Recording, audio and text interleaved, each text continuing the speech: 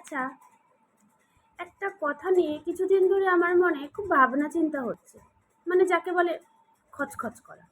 আচ্ছা, সেটা হলো ঘুম।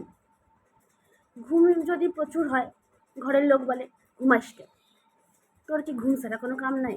আচ্ছা, বন্ধুদের ফোন করলে যদি বলি ভাই একটু পরে ফোন কর, এখন একটু ঘুমাচ্ছি। আরে ভাই, যখনই শুনি তখনই তুই ঘুমাচ্ছিস, তোর কি ঘুম ছাড়া কোনো কাম নাই? হইল, এবার না ঘুমালেও সেটা প্রবলেম। এখনো ঘুমাসনি? এত রাত পর্যন্ত জেগে আছিস? আর সারাদিন মোবাইল টিপে যাচ্ছিস, এটা করে যাচ্ছিস, সেটা করে যাচ্ছিস, ঘুম নেই চোখে? ভাই, এই যে কি সমস্যা, সেটা বলা নাই।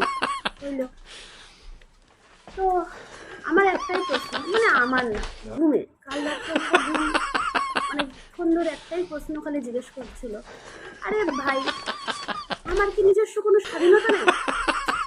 আমিও না চিন্তা ভাবনা করে ভাবলাম, ঠিকই তো বলতেছে, বলতেছে স্বাধীন দেশে স্বাধীন নাগরিক, আমার কি কোনো স্বাধীনতা নেই ভাই? কিন্তু ওই যে তোমার এই কথা তো শুনতেই হবে, ঘুম, এত ঘুমাইস কেন?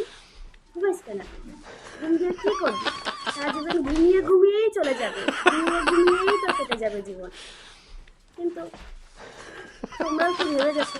কমেন্ট করেও আমাকে বলো, সত্যি ঘুমের কি কোনো স্বাধীনতা নেই?